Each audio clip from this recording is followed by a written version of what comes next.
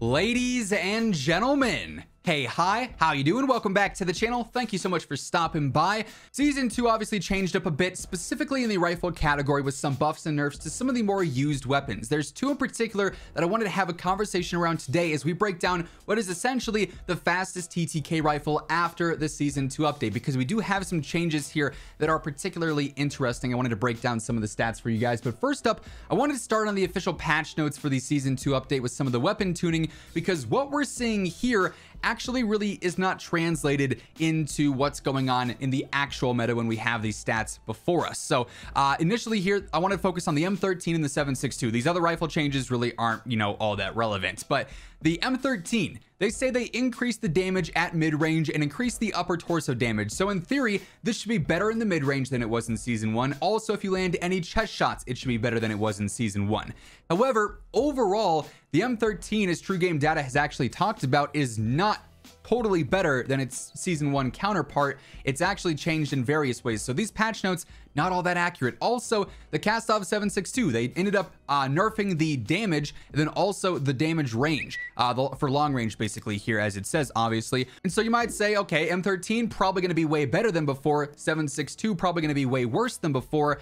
Not necessarily the case. If we were to head on over to the new and improved True Game Data site, where he's got all sorts of crazy stats. Shout out to Tony. If you guys aren't checking out the site or checking out his channel, please do so. The man is an absolute wizard when it comes to Warzone stats. We can go ahead and look at a handful of weapons. We've got 5 added here: the M13, the Kastov 7.62, the ISO Hemlock, the TAC 56, and I went through and figured out the Lockman 5.56 is basically the best out of all the remaining ones that we don't have added for, mid to long range. That's what we're focusing on here. It's a better choice than the Chimera, than the 5.45, the 74U, the M16, the M4, the STB. It's the closest for the sake of this conversation in particular when it comes to TTK. Now, I do just want to simply focus on the base weapons here. Obviously, as you start to add on barrels and ammo and, muzzles and stuff, it's going to increase certain factors there, but the base stats are only going to be enhanced in the same direction, essentially. So looking at them all bare, I think, is a super convenient way to look at this. And we go down to the TTK chart behind the face cam here. You guys can see I've got 250 health selected.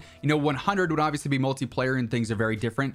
250 health, full plates in Warzone. Combination shots is the most realistic way to look at the TTK here. And we'll go ahead and we'll zoom in a little bit so you guys can see everything a bit easier. And we get some very interesting, data here. True Game Data. So our red line here is actually our new Season 2 buffed M13, which when I saw those patch notes, I was like, okay, it's gotta be, significantly better with that buff.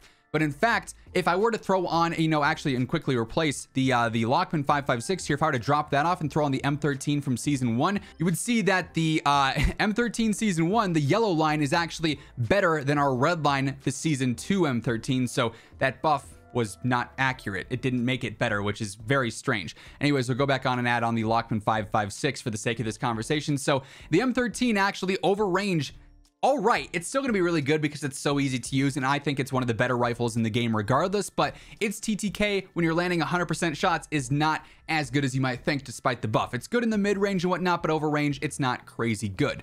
The Lockman 5.56, again, super low recoil and really good in the mid-range, drops off severely past 60 meters. The TAC 56 and the Hemlock, our blue and our green lines here, are actually very similar up until the point of about 55 meters here, in which the Hemlock kind of overtakes it and becomes really competitive over range. But despite the nerf, none of that still competes with the Kastov 7.62. Our orange line here, which you guys can see, ends up frying. Close range, it's still the best. Mid-range, it still ends up having the best range. It has a damage drop-off here that, is somewhat severe, but it still is outgunning all these other ones. And then over range, it's basically equal with the Hemlock as, it continues to drop off. So curiously enough, the buffed M13 didn't actually get significantly better. In some cases, it actually got worse. And the Kastov 7.62, when it comes to just the rifle category, is actually now the best long-range TTK option, with the Hemlock being right there. Personally, I feel like you could go back and forth between the two, and I wanted to break down setups for each in case you guys want to, use one over the other. Now, as we get into these setups, just a quick reminder, if you guys are new to the channel, every single day, I got you covered with all things going on in the world of Call of Duty. So if you you want to guarantee you're always up to date, feel free to hit that subscribe button and turn on those post notifications. And if you guys enjoyed the video, let me know by dropping a like on it. Would be really appreciated. Let's try and aim for 2,000 likes on this one. So here on the 7.62, this is the new build here for season 2. Basically, we've gone ahead, we've jumped off the barrels as we've discussed previously.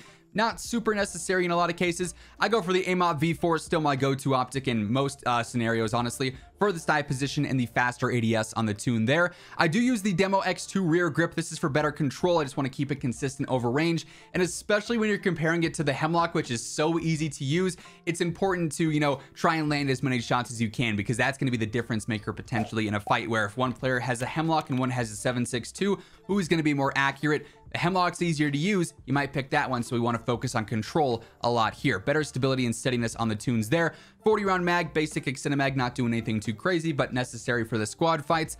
47 grip under barrel here. We're going for the better stability and recoil stabilization on top of the basic stabilization this is already giving us. Then I go for the Sack and Tread 40. Better control all around, obviously huge in a case like this. Better gun kick control and stabilization on those tunes. So this is option 1A for the best TTK in terms of rifles right now in season 2. And of course, option 1B would be the Hemlock. And personally, I think I'm gonna prefer this just because of the ease of use. The 7.62, it does hit hard and it's a weapon that we're all familiar with, but this thing is kind of a laser beam. And if it has the TTK stats, I mean, obviously, despite the mid-range not being as good as the 7.62, once you're past the 55 meter mark, 60 meter mark, and they're so similar, you can't really go wrong with either choice. I love the fact that we have a competition now here where one is maybe good for certain fights, this one is really good for those other fights, but you know, overall they're right there with one another, and it's not a clear, hey, this gun's the absolute meta. You got choices. Again, I'm running the AMOP V4 here, furthest eye position and the faster ADS on the tunes.